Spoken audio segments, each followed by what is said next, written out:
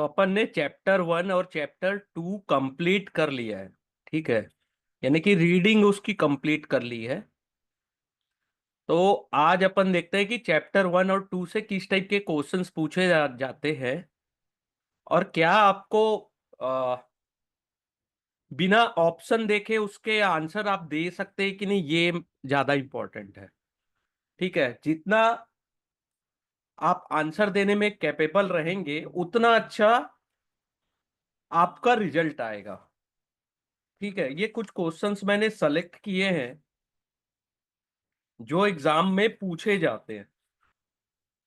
बहुत सारे क्वेश्चंस है, इतना डीप एग्जाम होता है कि 60, 65, 70, ये बहुत बड़ा स्कोर लगता है इस एग्जाम में।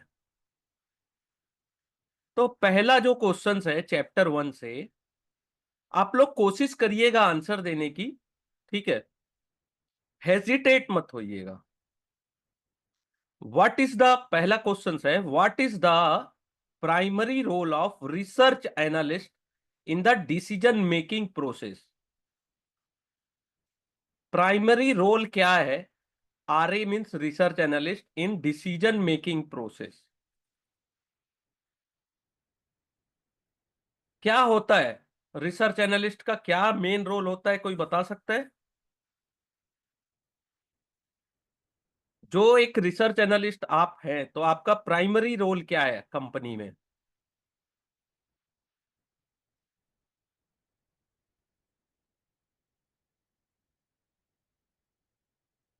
Primary role, primary. अगर मैं एक रिसर्च एनालिस्ट हूं तो मेरा प्राइमरी रोल क्या है? To analyse data, very good. लेकिन डेटा, डेटा को एनालाइज करना और कलेक्ट करना। हाँ, तो प्राइमरी रोल अपना होता है डेटा कलेक्शन एंड एनालिसिस।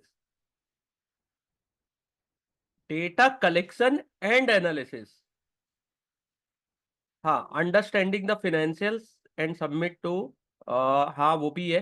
लेकिन जो प्राइमरी रोल है वो है डेटा, यानी कि फिनेंशियल डेटा हो, ठीक है, वो और भी बहुत सारे डेटाज होते हैं, उसको कलेक्ट करना। ओवरऑल डेटा कंपनी से रिलेटेड, चाहे वो फिनेंशियल रिपोर्ट हो, चाहे आउट ऑफ द मार्केट या मार्केट में उनकी रिपोर्ट हो, क्लाइंट्स की रिपोर्ट हो, तो सबसे इंपॉर्टेंट है। ठीक है, एक लाइन का आंसर होता है data collection and analysis. Second है, what is the primary focus of research analyst when understanding the economy. जब इकोनॉमी को अगर अपन फोकस करते हैं एज अ रिसर्च एनालिस्ट, तो हमारा प्राइमरी फोकस क्या होना चाहिए? सॉरी।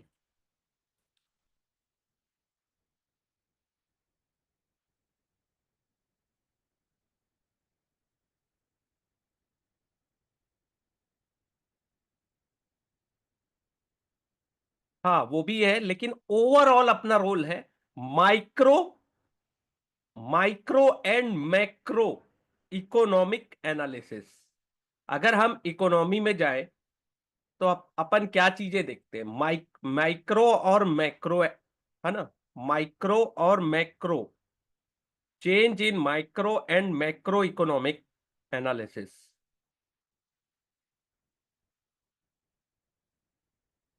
ठीक है, इजी है। ये सब चीजें एग्जाम में कंफ्यूजन क्रिएट करती है। मैं चाहता था इसके चार ऑप्शन आपके सामने, हाँ, national income, monetary, fiscal policies, monetary policies, production consumption, GDP, per capita incomes, interest rate, पूरा वो मैक्रो और मैक्रो, माइक्रो और मैक्रो में आता है। Why is direct interaction with company and client consider important for research analyst? यानी कि एक रिसर्च एनालिस्ट का कंपनी से और क्लाइंट से इंटरैक्शंस का क्या फायदा है, वाई। अगर हम कंपनी से मिलते हैं, किसी कंपनी के मैनेजर से, सीईओ से, या कंपनी के जो क्लाइंट्स हैं उनसे मिलने का फायदा क्या है?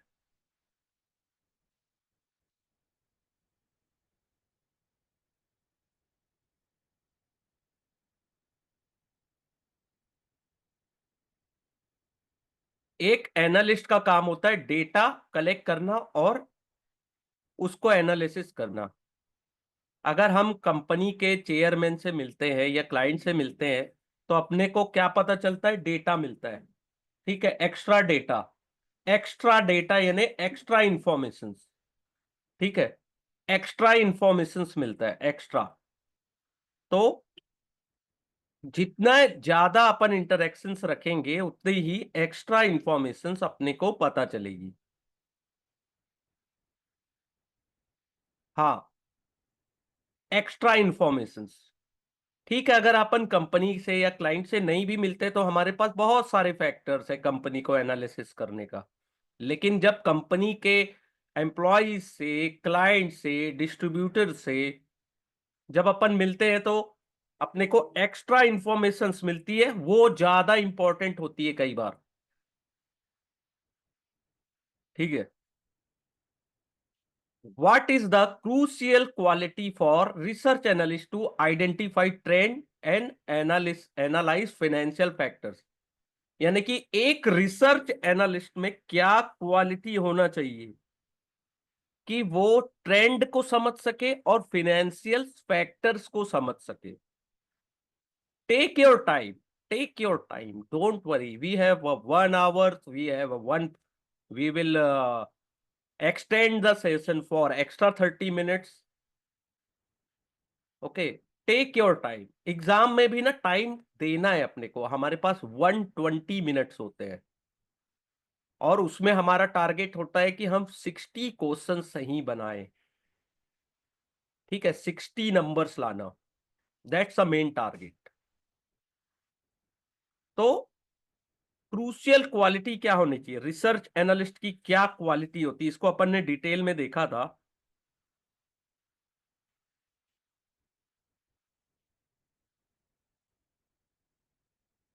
जब अपन फिनेंशियल फैक्टर्स की बात कर रहे हैं, फिनेंशियल फैक्टर्स, हाँ, अपडेट होना चाहिए, yes. Update in financial, financial जो उसके टर्म्स है उसमें, यानी कि नंबर्स जो है मार्केट में, फिनेंशियल, जब अपन बैलेंस शीट पढ़ते हैं तो उसके नंबर्स अपने को याद होने चाहिए। ठीक है, नंबर्स। तो इसको बोलते हैं गुड विथ नंबर्स, यानी कि नंबर्स यानी उसके रेशोस क्या है, पी रेशोस क्या है, ईपीएस क्या है, बुक वैल्यू क्या है। तो वो अपने को याद होना चाहिए, गुड विथ नंबर्स, यानी कि हमको फैमिलियर होना चाहिए कि इस कंपनी के फाइनेंशियल फैक्टर्स क्या है।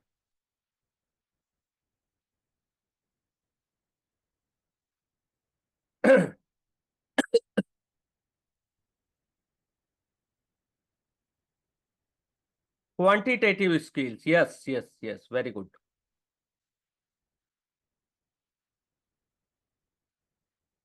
लेकिन कई बार क्वांटिटेटिव भी देगा और कई बार देगा गुड विद नंबर्स ऑल्सो। ठीक है। व्हाट काइंड ऑफ एनालिसिस में help predict company performance with probability? ऐसी कौन सी एनालिसिस है जिससे अपन कंपनी की परफॉर्मेंस यानी प्रोबेबिलिटी में निकाल सकते हैं?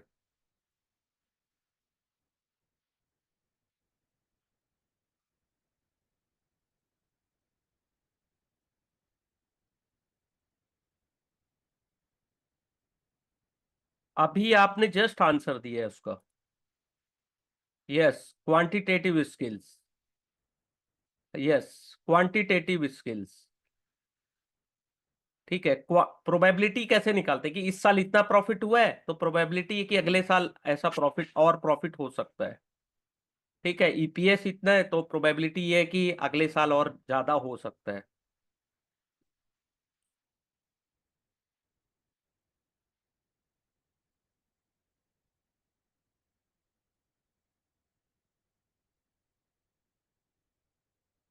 एक research analyst macro and micro economic factors को कहां से देख सकता है? Where can a research analyst gather information about macro and micro economic factors? Yes, that include fundamental analysis of company. Macro and micro economic factors को कहां से देख सकते हैं? बहुत इजी है। ऑप्शन आएगा तो तुरंत दिमाग में आ जाएगा कि अपन macro and micro economic factor कहां से देखते हैं। लेकिन ऐसे अपने को याद करना, ऑप्शन देख के आंसर देना और ऐसे आंसर देने में थोड़ा सा डिफिकल्टी होगा।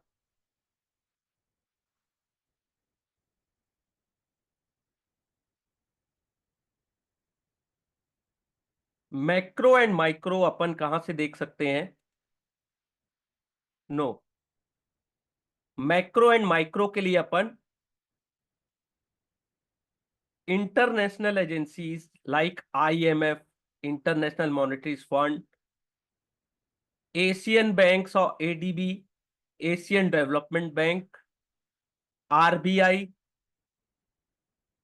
गवर्नमेंट्स की वेबसाइट, फिनेंस मिनिस्टर, ठीक है, यहां पे अपने को डेटा मिलता है मैक्रो एंड माइक्रो इकोनॉमिक का कि कौन क्या कर रहा है। वैसे तो बहुत सारी वेबसाइट्स है जो अन यानी कि गवर्नमेंट की ऑथराइज नहीं है, लेकिन वो और अच्छा डेटा देती है, लेकिन ऑफिशियली देता है IMF, Asian development bank, RBI.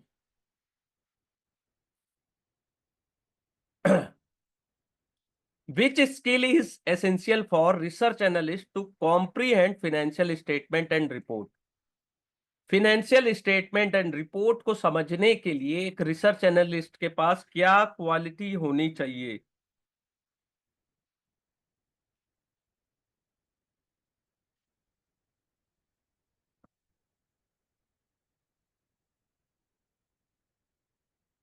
बहुत इजी है आंसर। प्लीज बाकी स्टूडेंट्स भी प्लीज ट्राई करिए। या ट्राई करने से कोई प्रॉब्लम नहीं है, ठीक, थोड़ा सा समय लेना है तो मुझे ना कमेंट्स में लिखिए सर 1 मिनट टाइम दीजिए, या सर 30 30 सेकेंड्स। एक एक क्वेश्चंस अपन करते हुए धीरे धीरे आगे बढ़ेंगे। ठीक है, ये तो नॉर्मल अभी दे रहा हूं मैं, ऑब्जेक्टिव वाले भी मॉक टेस्ट प्रोवाइड करूंगा। ठीक है, ये क्वेश्चंस तो मैंने निकाले कि इस टाइप के क्वेश्चंस एग्जाम में आते हैं। फिनेंशियल स्टेटमेंट एंड रिपोर्ट को कॉम्प्रीहेंड करने के लिए क्या क्या इंपॉर्टेंट होना चाहिए? हाँ, डेटा विजुअल वो भी ठीक है, अकाउंटिंग प्रिंसिपल आना चाहिए, यानी ओवरऑल अपने को फिनेंशियल स्टेटमेंट रीड करना आना चाहिए, ठीक है, समझना आना चाहिए उसके पूरे जो फैक्टर्स हैं उनको। ठीक है, क्योंकि चैप्टर 1 से ज्यादा क्वेश्चंस आते नहीं है, लेकिन जो आते हैं वो बनने चाहिए। क्यों पता है? 3% वेटेज है फर्स्ट चैप्टर का। 3% यानी क्या होता है? कुछ नहीं होता, छोड़ भी देंगे तो क्या होता है। लेकिन स्टूडेंट लोगों के नंबर कितने आते हैं? 58, 59, एक नंबर से रह गए तो क्यों? क्योंकि चैप्टर 1 को नहीं किए, चैप्टर 2 भी इजी है, उसको नहीं किए, तो बस वही गेम हो जाता है। और इसमें से जो क्वेश्चंस आते हैं ना, वो या तो बनते हैं या तो नहीं बनते। Decision making process, question number 8 है, डिसीजन मेकिंग प्रोसेस में आरए जो रिसर्च एनालिस्ट है वो कौन से फैक्टर को देखना पसंद करे? What type of factor do research analyst consider during decision making process? Decision लेना है तो क्या क्या फैक्टर्स होते हैं? बहुत इजी है, अपन उसी के बारे में तब से बात कर रहे हैं।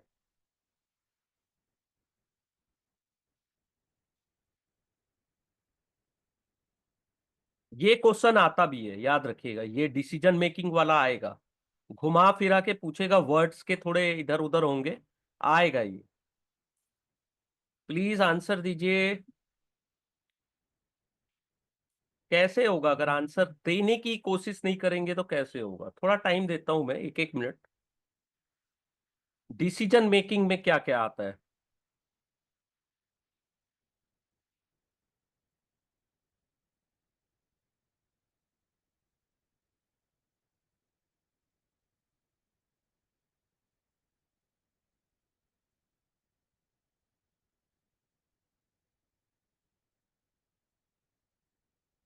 अभी उसी के बारे में बात ही कर रहे थे अपन।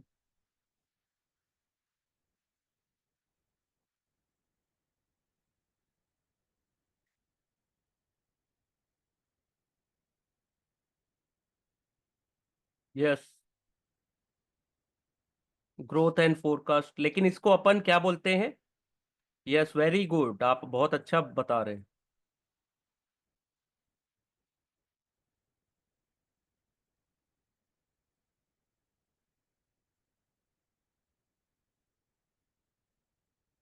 इसमें अपन दो टाइप की एनालिसिस करते हैं ना।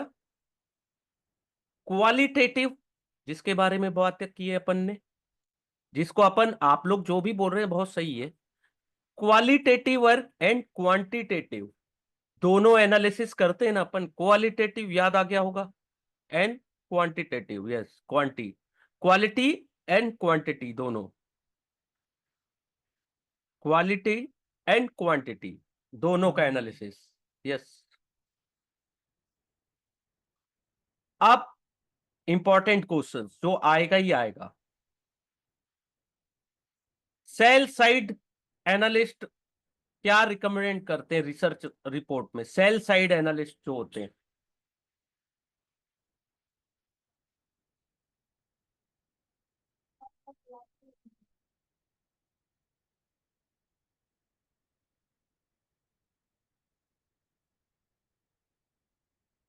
सेल साइड एनालिसिस जो होता है किसके लिए होता है? They suggest stock buying and selling, recommendation to all means public. Yes, very good, public.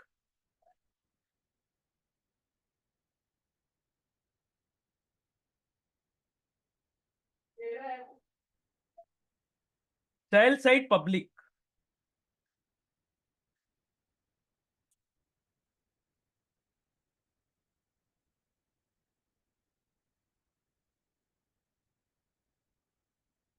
Buy side analyst में कंज्यूमर कौन होते हैं? Sell side for public, buy side किसके लिए होता है?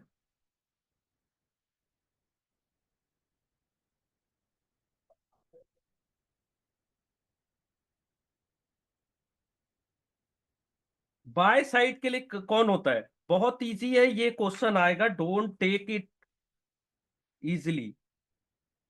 ये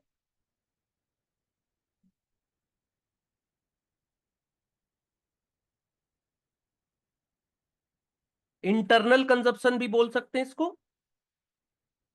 yes, mutual fund, investment firms. Yes, by side होता है investment firm, mutual funds. Yes, mutual fund, insurance companies, by side. लेकिन क्या होता है, अपन सेल साइड सोचते हैं कि वो इन्वेस्टमेंट फर्म्स के लिए होगा, ये कंफ्यूजन हो जाती, लेकिन सेल साइड होता है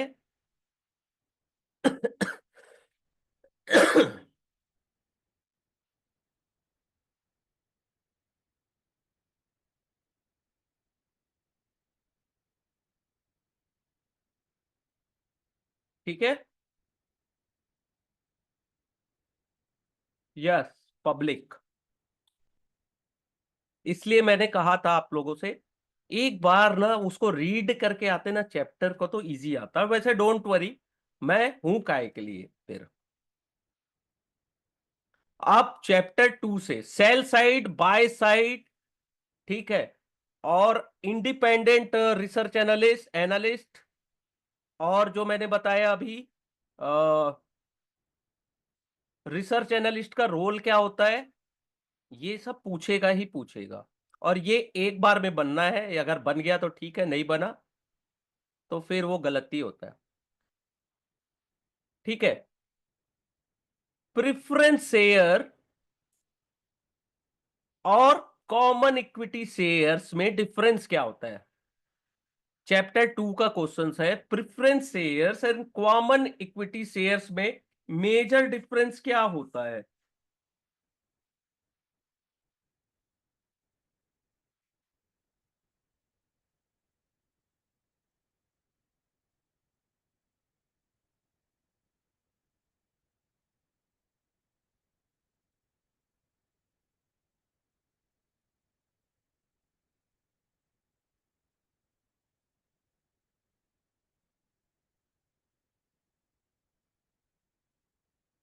फिक्स रिटर्न नहीं होता उसमें।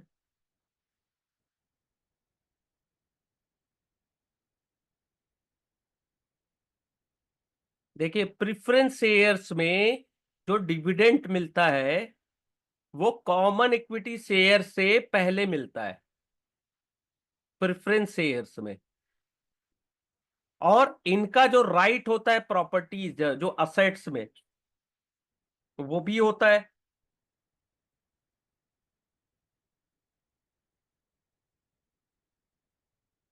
ठीक है, लेकिन मेन डिफरेंस होता है डिविडेंड का। सबसे पहले अपने को डिविडेंड्स मिलता है प्रेफरेंस शेयर जिसके पास होते हैं। इक्विटी शेयर्स वालों को नहीं मिलता, जरूरी नहीं है। और अपन ने देखा था, चलिए नेक्स्ट, REITs, राइट्स और इनवाइट्स।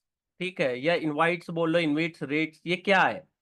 ये दोनों कैसा कंपनी होता है, ये क्या होता है, कैसे फॉर्म होता है, इसका स्ट्रक्चर क्या है, ये पूछता है। याद रखिएगा, ये जो आर रेट्स है और इनवाइट्स है, ये इससे पूछता है क्वेश्चन, बहुत इजी रहता है।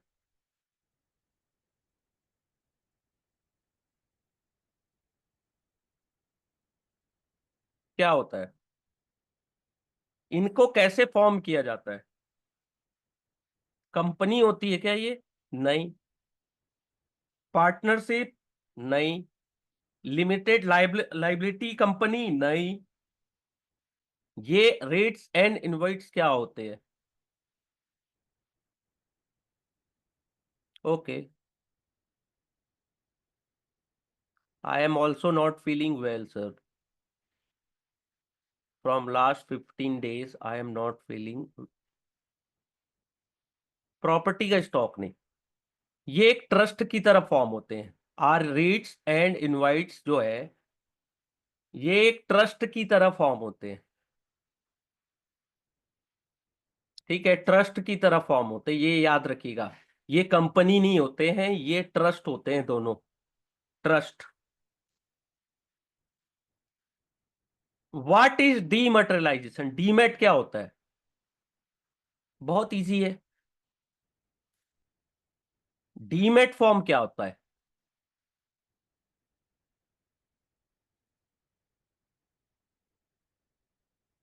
बहुत इजी है।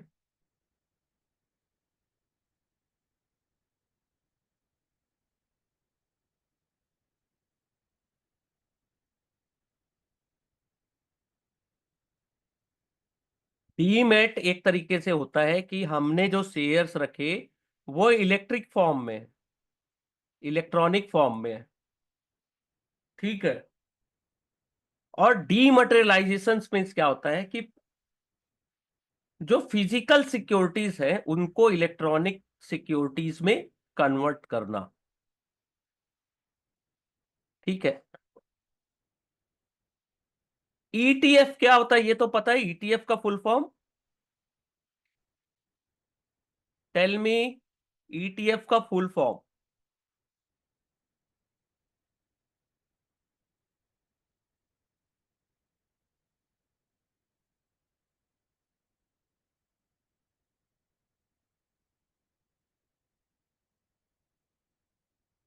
Exchange traded fund. Okay. Exchange traded fund को कौन मेंटेन करता है इंडिया में? इन इंडिया रेगुलेटेड बाय, कौन रेगुलेट करता है ईटीएफ को? Very good. नो। एम्फी नहीं है, SEBI, very good, SEBI SEBI. SEBI.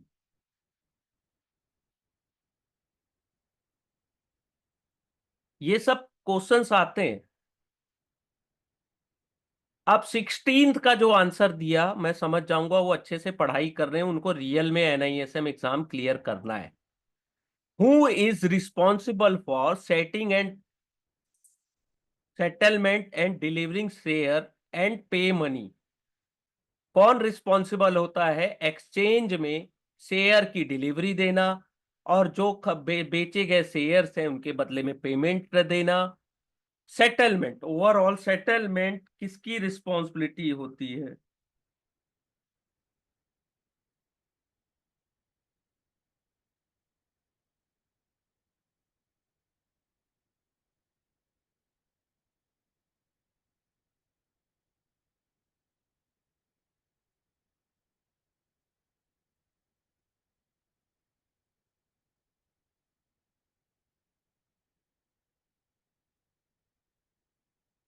Clearing, clearing corporations. Clearing, clearing, clearing, yes, very good. Clearing corporations. आप, ये भी आता है, याद रखिएगा, डिबेंचर्स, बॉन्ड, और जो पी नोट्स होते, ठीक है, इन India regulated bye bonds, debentures, notes, इनको कौन रेगुलेट करता है इंडिया में? हाँ हाँ, कोई दिक्कत नहीं।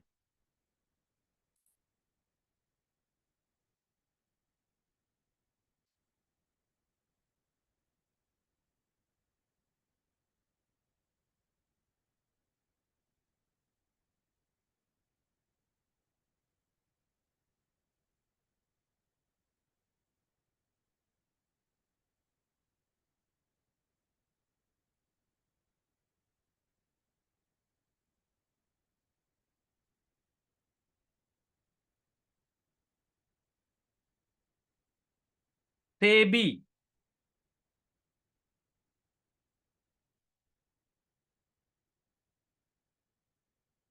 Debentures, bond, SEBI.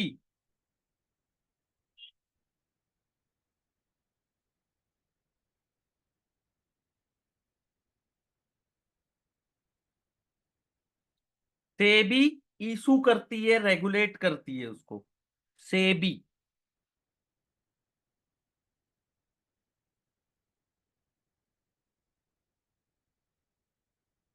कोई प्रॉब्लम नहीं है, यहाँ पे गलती कर सकते हैं, कोई प्रॉब्लम नहीं, हम तो बैठे ही पढ़ स्टडी करने के लिए ना, है तो यहाँ क्या दिक्कत है?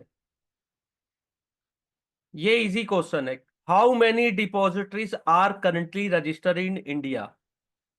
कितने डिपॉजिटरीज है इंडिया में, और उनके नाम भी बता दो तो बहुत अच्छा होगा।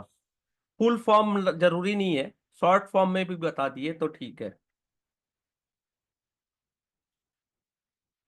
To, very good.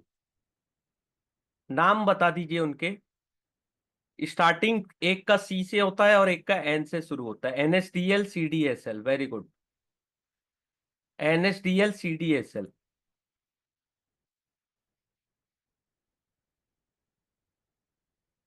जो ट्रांजेक्शन सेम डे पे सेटल होता है उसको क्या बोलते हैं? Which type of transaction settle occur same trading day?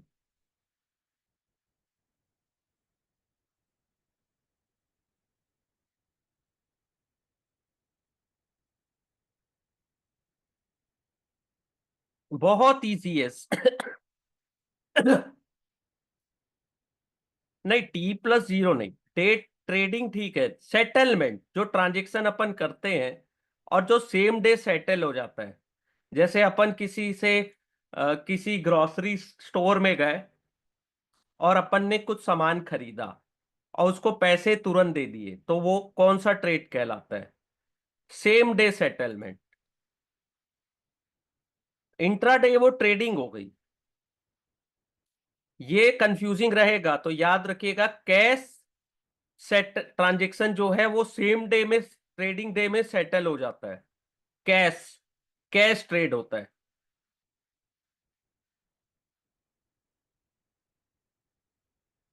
एक होता है टॉम। एक होता है स्पॉट। तीनों को याद रखिएगा, कैश, टॉम, स्पॉट, तीनों को रीड करिएगा प्लीज। अभी 2 दिन टाइम है, कल और परसों 2 दिन रिवीजन करिएगा चैप्टर 1 और 2 प्लीज।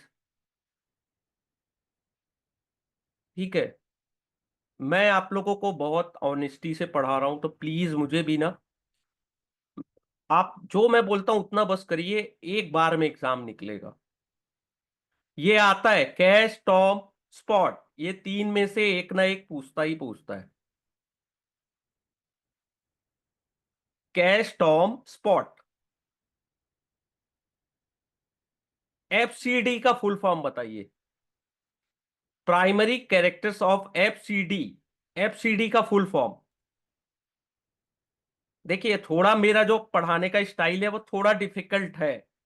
इजी वे में तो एग्जाम भी नहीं आएगा, लेकिन मैं जो पढ़ा रहा हूं थोड़ा डिफिकल्ट आप लोग को लग रहा होगा, लेकिन आप साथ में चलते रहिए, इजी लगने लगेगा। एफसीडी बहुत इजी है।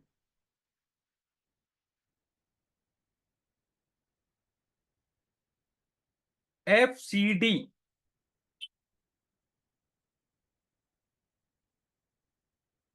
इसका प्राइमरी कैरेक्टर भी क्या होता है एफसीडी का? No no, foreign currency bond नहीं। देखिए, जो डेब्ट इशू करते हैं, अपन उधार लेते हैं, डिबेंचर्स इशूड होते हैं एफसीडी।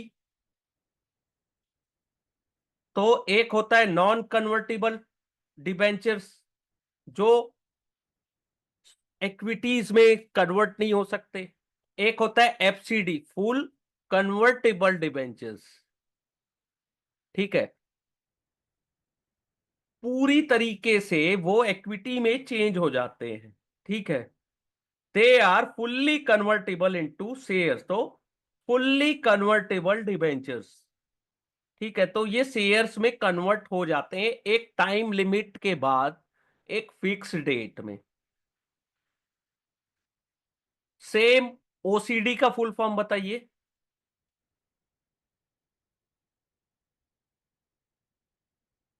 कोई दिक्कत नहीं है, फुल्ली कन्वर्टेड बॉन्ड भी बोल सकते हैं, डिबेंचर्स भी बोल सकते हैं, कोई दिक्कत नहीं है। थोड़ा कंफ्यूजन तो है, लेकिन चैप्टर 1 और 2 जो अच्छे से किया ना, वो एग्जाम में कंफ्यूज नहीं होगा।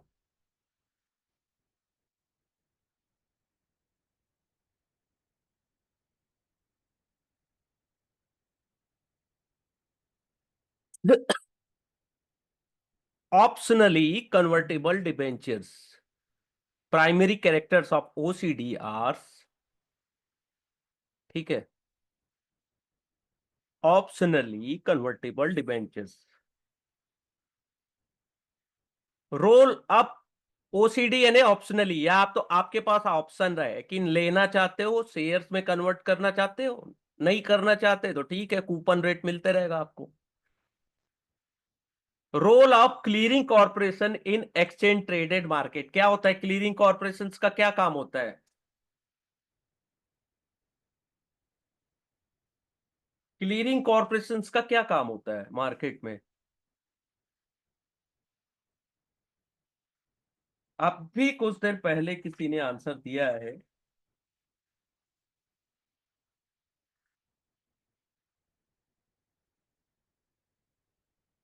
क्लीयरिंग कॉर्पोरेशन क्या करता है? Take your time, take your time. Very good. Settlement के साथ गारंटी भी जोड़िए। सेटलमेंट गारंटी है clearing corporation. Settlement guarantee, settlement तो है लेकिन गारंटी है। शेयर्स भी मिलेंगे अपने को, और अपन ने शेयर्स को सेल किया है तो पैसे भी अपने को मिलेंगे, पेमेंट गारंटी भी है। ठीक है, अपन ने सौदा किया, सामने वाले को शेयर बेच दिया, बिक गया, पैसा नहीं आया तो, और अपन ने शेयर्स खरीदे, पैसे अपने लगा दिए, और शेयर ही नहीं आया, तो ये दोनों की settlement guarantee, trade settlement guarantee भी बोल सकते हैं। अब ये वाला तो बनना चाहिए, इसमें से भी आता है। Difference between forward and future contract. Forward and future contract में क्या डिफरेंस होता है?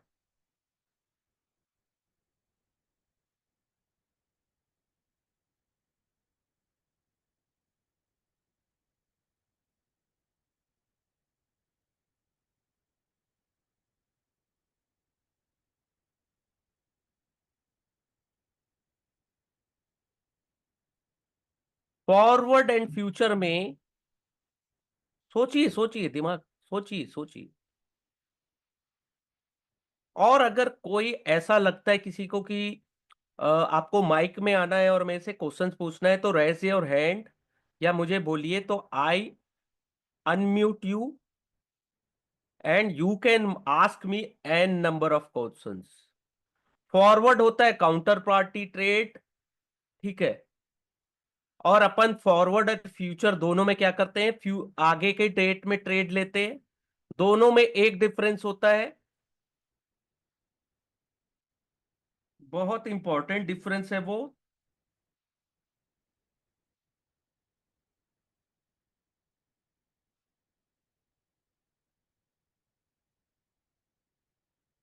फ्यूचर कॉन्ट्रैक्ट जो होता है उसमें अपन ने क्या देखा? क्लीयरिंग कॉर्पोरेशन सेटलमेंट की गारंटी देता है, और अपने पास एक एक्सचेंज होता है जिसके कारण लिक्विडिटी होती है।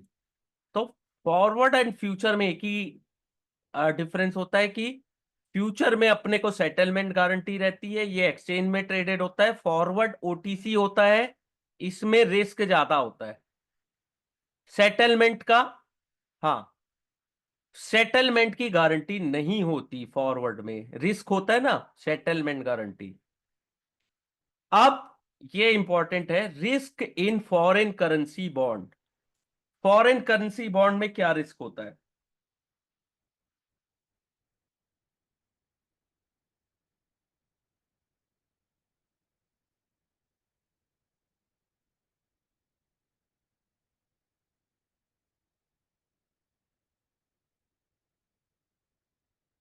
फॉरेन करेंसी बॉन्ड्स में क्या रिस्क होता है? बहुत इजी है। हाँ, याद नहीं आ रहा होगा, कोई बात नहीं, आप लोग ट्राई करते रहिए।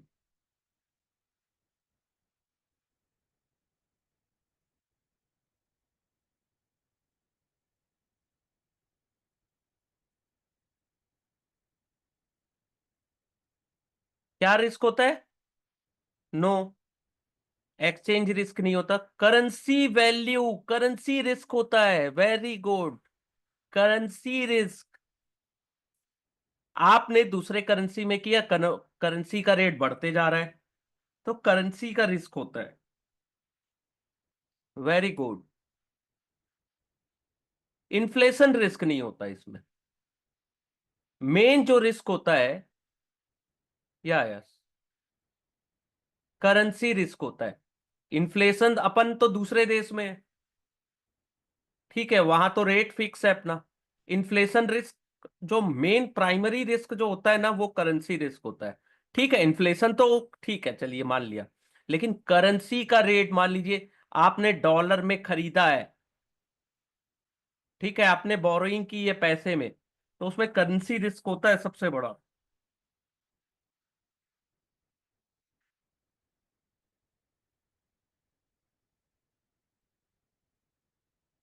करेंसी का सबसे बड़ा रिस्क होता है फॉरेन करेंसीज में।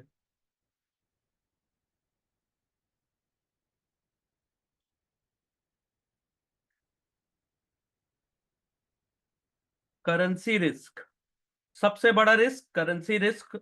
अगर अपन ने दूसरे देश के करेंसी में उसको ट्रेड किया है, तो लोकल करेंसी के अगेंस्ट अगर वो बढ़ते जा रहा है, तो सामने वाले को रिस्क होगा।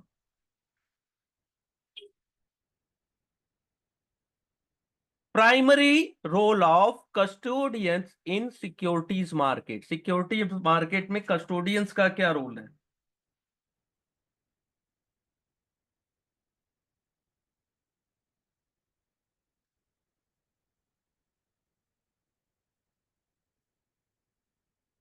कस्टोडियन के पास क्या होता है? कस्टडी में किसी को लेते हैं तो क्या करते हैं? अगर आप कहीं पे लॉकर लेते हैं, लॉकर में पैसे हैं या गोल्ड रखते हैं, तो क्या होता है? सेफ गार्ड एक तो कस्टडी में रखता है, कस्टोडियन यानी कस्टडी में रख रहा है, अपने कस्टडी में। कस्टडी में आपकी सिक्योरिटीज को रख लिया उसने।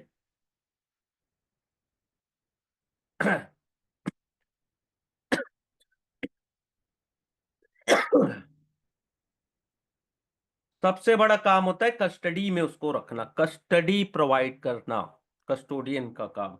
और टाइमली अगर मिले तो उसको एक तो सेफ गार्ड करना सिक्योरिटीज को, और जब जरूरत पड़े तब सेटलमेंट के टाइम उसको प्रोवाइड करना। ये इजी है। 26 नंबर, जो डीआर यूएसए में इशू किया जाता है नॉन यूएस कंपनीज के द्वारा, उसको क्या बोलते हैं? डीआर का मतलब क्या होता है, पहले डीआर का फुल फॉर्म बताइए, और यूएस में जो डीआर इशूड होते हैं उसको क्या कहते हैं?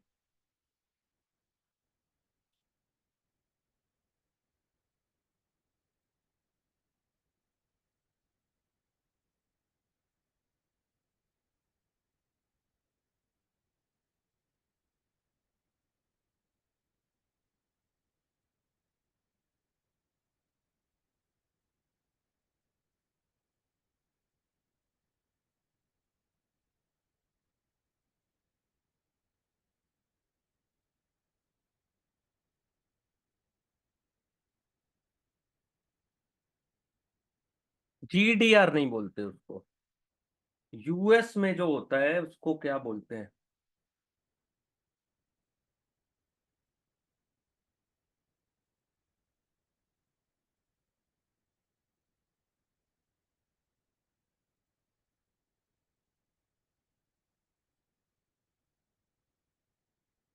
एडीआर बोलते हैं, अमेरिकन डिपॉजिटरीज रिसिप्ट, एडीआर।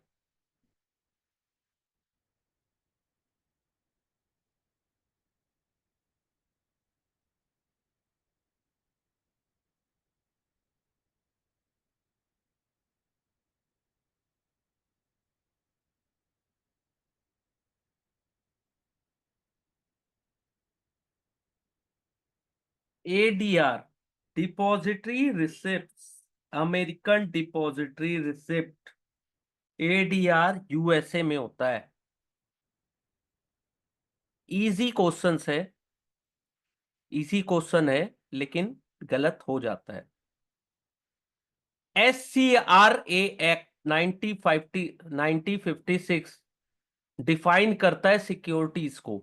तो SCRA किसको कहते हैं? SCRA का फुल फॉर्म बताइए, और कौन से सेक्शन में डिफाइन करता है SCRA?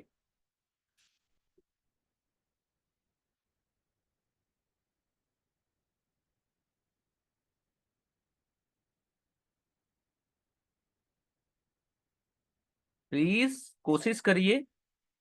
SCRA एक्ट क्या होता है? सिक्योरिटी, एस से तो सिक्योरिटीज हो गया, सी से हो गया कॉन्ट्रैक्ट, आर से हो गया रेगुलेशंस, ए से हो गया act, security contracts regulation act 1956। Section क्या होता है? बहुत इजी है इसका, अगर आपने एक बार भी रीड किया होगा तो भी बता देंगे। सेक्शन होता है इसका H, very good, 2H, 2H, very good.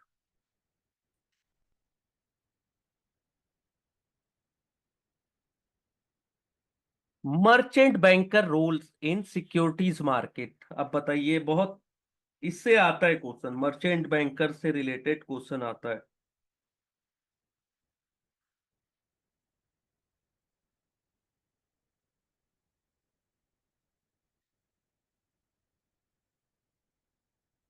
Merchant banker बहुत इजी है, आईपीओ आईपीओ सब करते हैं। अगर आईपीओ में आप ट्रेड कर लेते हैं, खरीदते हैं, तो मर्चेंट बैंकर्स तो जानते ही होंगे। कोशिश करिए, मर्चेंट बैंकर से भी रिलेटेड आता है।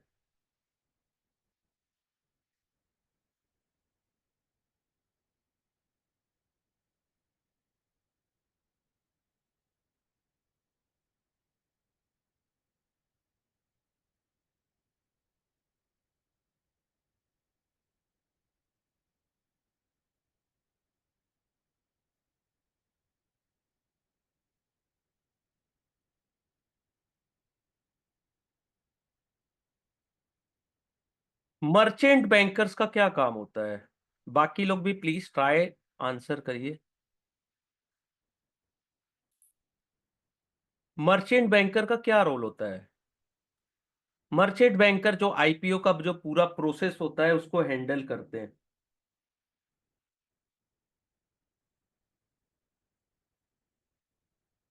ओवरऑल जो आईपीओ इशू होता है उसको मैनेज करना मर्चेंट बैंकर का प्राइमरी रोल है, सबसे इंपॉर्टेंट रोल है। Merchant bankers. What, last question, what is the primary function of venture capital fund? ये भी आता है।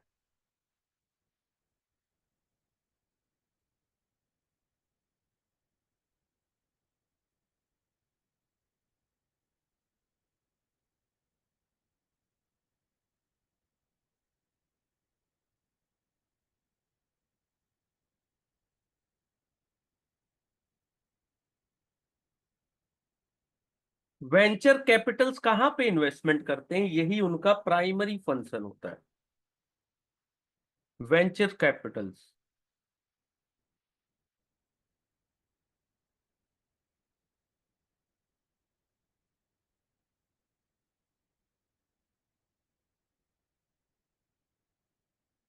वेंचर्स कैपिटल कहाँ काम करते हैं? वेंचर्स कैपिटल कहाँ काम करते हैं बताइए। बहुत इजी है। मोबाइल हाथ में होगा तो गूगल भी कर सकते हैं।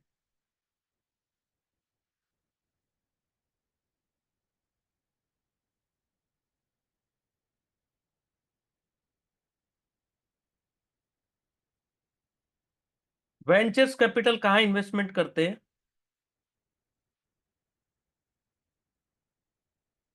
जहां पर कंपनी स्टार्टिंग फेज में है। ठीक है।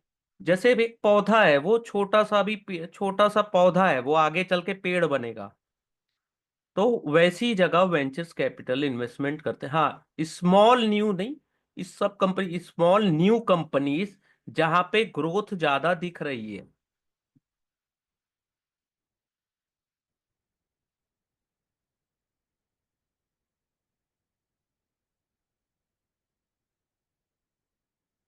वेंचर्स कैपिटल कहाँ इन्वेस्टमेंट करते हैं? जहां पे अर्ली स्टेज है कंपनी की और लॉन्ग टर्म उनको हाई ग्रोथ पोटेंशियल दिख रही है, हाई रिस्क है। हाँ, हाई रिस्क होता है, हाँ। जहां पे लॉन्ग टर्म उनको बड़ी ग्रोथ दिख रही है, वहां पे वेंचर्स कैपिटल इन्वेस्टमेंट करते हैं। और इसमें से क्वेश्चंस आता है एग्जाम में।